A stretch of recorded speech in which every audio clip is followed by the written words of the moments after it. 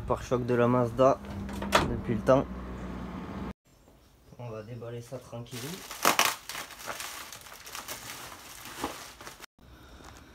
Du coup, dans les angles, il y a de la finition à faire à cause du transport évidemment.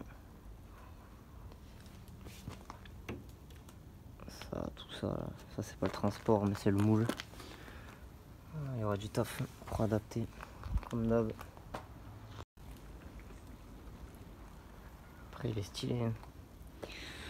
Les entrées d'air là, c'est insolent.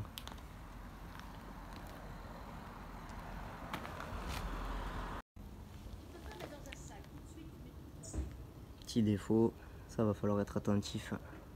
Faire tous les petits défauts aussi. De bonnes couches d'après et après peinture. Pour le montage, il va falloir percer dans les angles, faut pas se louper aussi.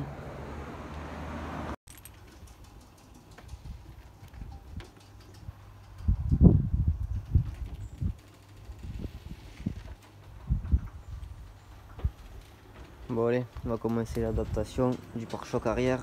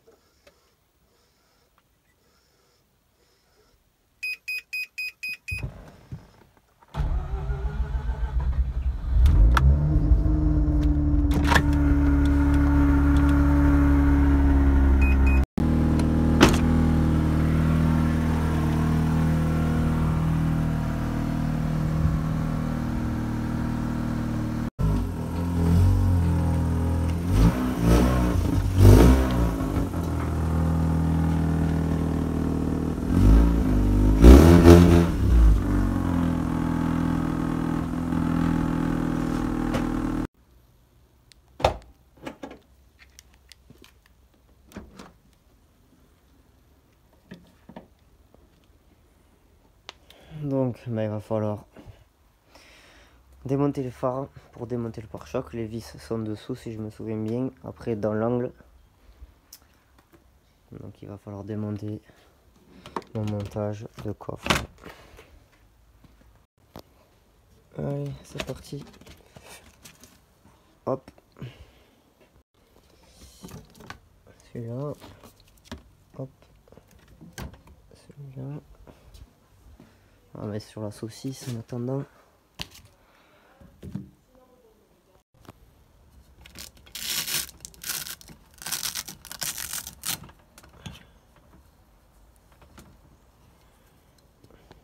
Donc maintenant, il va falloir enlever ce côté-là. Alors comment c'était fixé? J'avais fixé ça comme ça.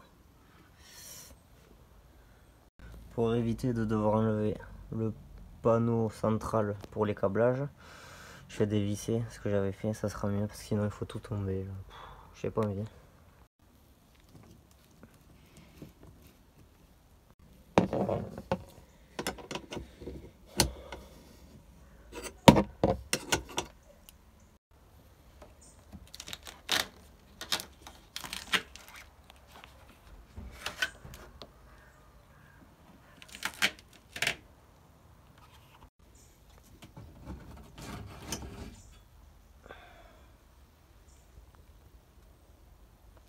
Donc maintenant, eh bien, on va enlever les broches d'alimentation, les vis, tomber les phares.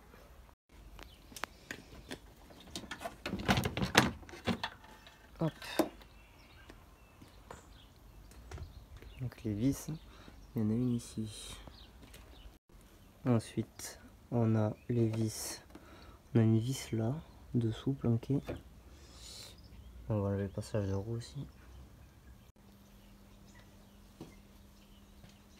Ensuite, on protège les ailes avec du scotch.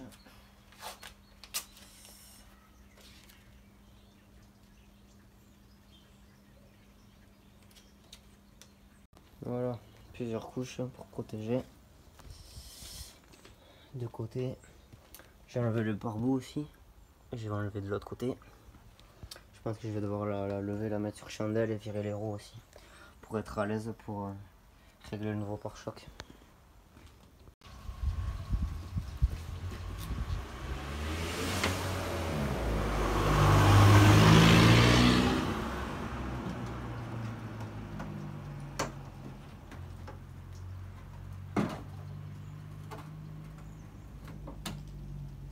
Ensuite on enlève les éclairages de plaque. On déconnecte derrière les capteurs. Bon, là je me suis aidé par les voisins. Ils ont tenu le pare-choc des deux côtés. Moi je commence à percer au milieu. Comme ça je peux continuer à bosser seul. Mais ça va être compliqué parce que là c'est vraiment fragile. Ça force énormément quand on veut mettre les côtés. Il va falloir percer ici. Je pense que je vais devoir renforcer. Ça tiendra pas. Mais sinon, ça a une super gueule. Le problème c'est que les pattes qu'ils ont fait ici là, il n'y a pas assez pour pouvoir tomber en face du trou, du perçage d'origine. Donc je vais devoir faire des pattes beaucoup plus larges que je vais coller je pense et que je vais percer. Bon, les pattes ont l'air de tenir. Déjà une bonne nouvelle. Il va falloir régler tous les bords maintenant. Là le pare-choc il est vachement gonflé, la fibre est gonflée. Là ça rentre trop dedans.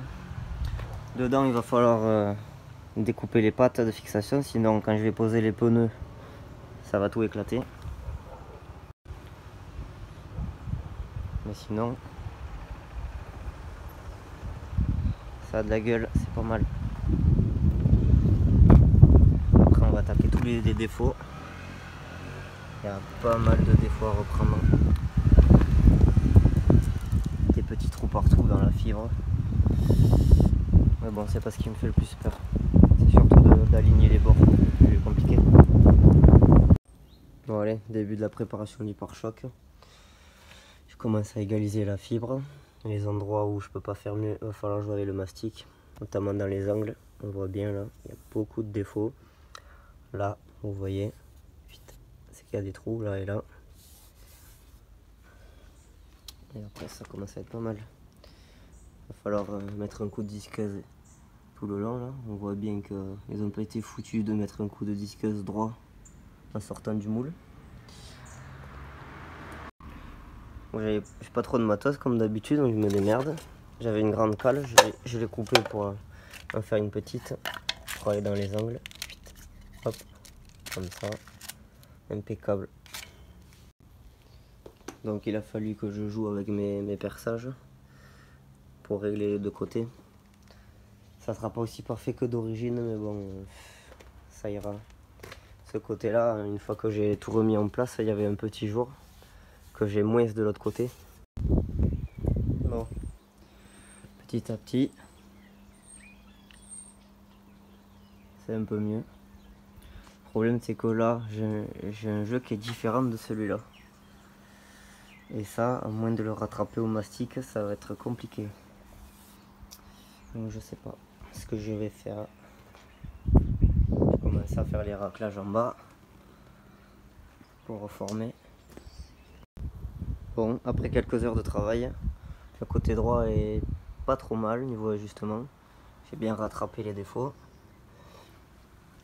Là j'ai un jour qui est à peu près régulier. Le problème maintenant c'est qu'il se fissure à cet endroit quand je le mets en place. Donc je vais devoir le renforcer en fibre par dessous je pense et retoucher l'extérieur. Bon, voilà l'autre côté, j'ai pas encore retouché. Il va falloir jouer encore avec les fixations, voir si je peux le faire monter un peu et jouer avec le mastic comme l'autre côté. Et là ça commence à avoir de la gueule. Et encore, je vous épargne tout ce plat là. Il est bourré de défauts, j'ai bien fait de le toucher. C'est un champ de mine le truc. Et ça va falloir le faire. Je vais devoir mastiquer de là jusqu'à là-bas pour rattraper les défauts parce que sinon on va avoir que ça. Vu que c'est un plat, une fois la voiture peint, bon encore c'est arrondi donc ça masque pas mal les défauts. Mais il faut le faire.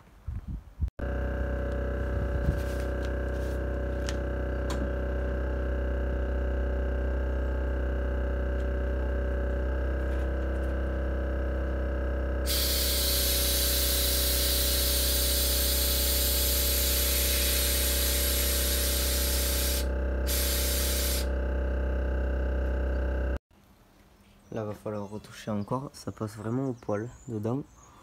J'arriverai pas à le montrer, mais ça passe au ras. Là, mais il va falloir que je mette des cales moins larges pour qu'à l'arrière ça rentre dedans. J'avais déjà ce problème. Autre chose qui est cool, c'est que j'ai pas besoin de retoucher mon échappement parce que ça tombe vraiment bien des deux côtés. Et ça c'est cool. Même si je pense que je vais refaire faire un échappement sur mesure avec des putains de soudures de ouf. Parce que là c'est pas joli.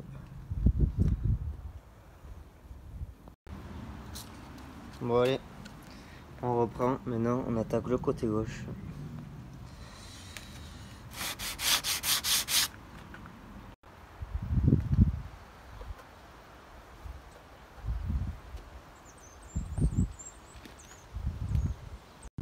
Bon, après quelques heures, voilà où on en est.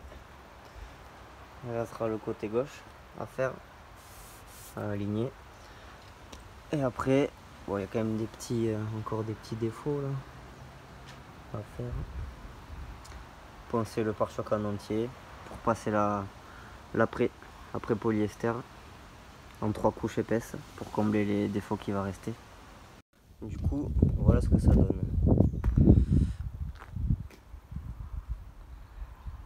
Ça arrive à fleur comme à l'avant. C'est pas mal.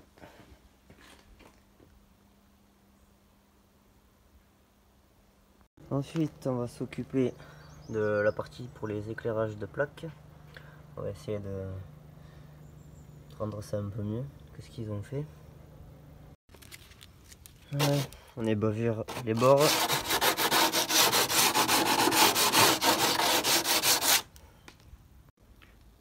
Bon, déjà c'est mieux.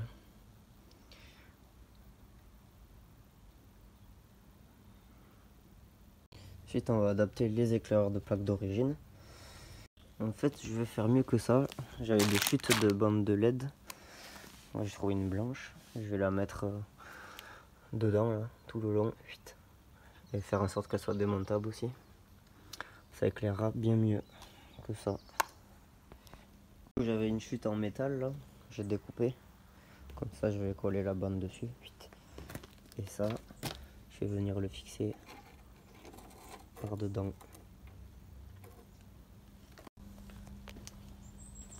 Hop, j'ai emprisonné le support dans la colle. J'en ai profité pour renforcer mes fixations, rajouter la colle. D'ailleurs c'est cette colle là, franchement, je trouve pas mieux que cette colle. Marque Blackson. C'est une dinguerie, c'est même mieux que la colle à pare-brise. Parce que là pour tenir ça, avec la contrainte qu'il y avait, c'est un truc de fou. Bon du coup j'ai acheté des broches à adapter pour pouvoir alimenter ma bande de LED et qu'elle soit démontable sur le faisceau d'origine. Bon, là c'est alimenté, on va faire un premier test.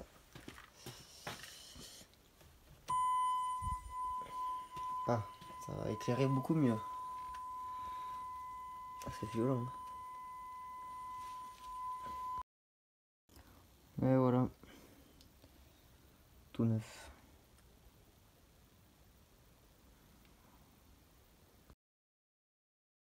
Ensuite, on fixe sur le support. Et comme ça, ça sera nickel pour monter et démonter le pare-choc. Bon, demain on va passer en après le pare-choc. J'ai bâché la Mazda, je vais sortir la 106. Et demain je vais me caler ici là, vite, mettre un coup sur le pare-choc. Hop. Donc voilà le produit. C'est du mastic pistolable en fait, très épais. Qu'on va appliquer, ça va nous combler tous les gros trous qu'il y a dans la fibre. Et après il faudra poncer. Et voire même peut-être la prêter avec un après normal. Et reponcer, puis peindre. Pistolet, celui-là là, avec une grosse buse 2,5, ça devrait aller, vu que c'est épais.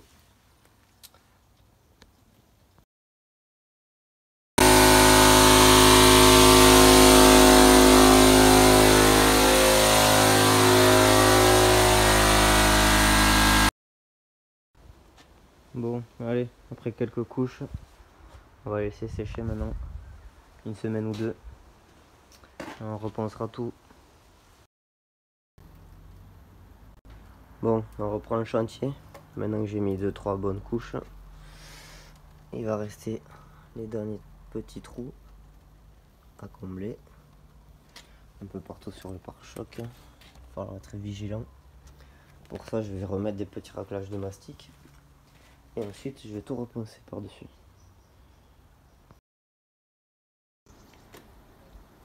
Bon, et maintenant, il faut poncer à l'eau pendant des heures.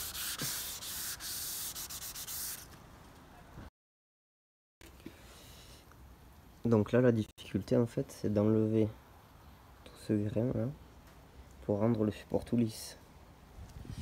Donc ça prend vraiment beaucoup de temps. Mais c'est vachement important.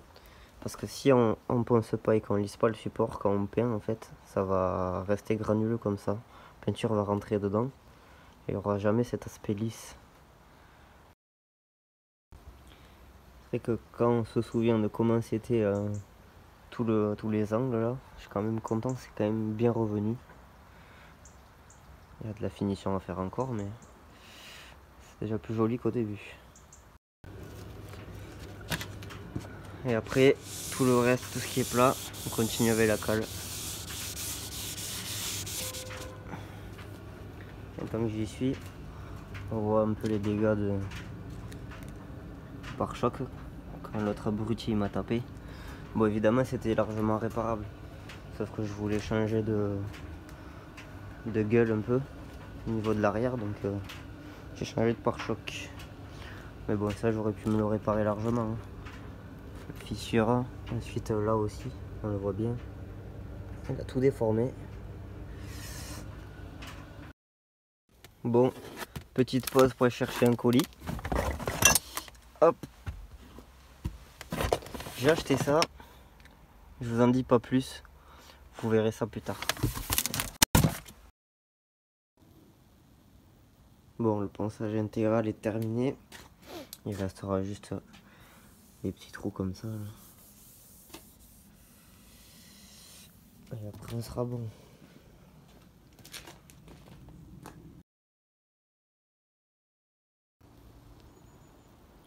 Bon, voilà ce que ça donne. Une fois remonté. Bientôt prêt à peindre. Bon, les derniers raclages sont posés. Il restera juste à poncer.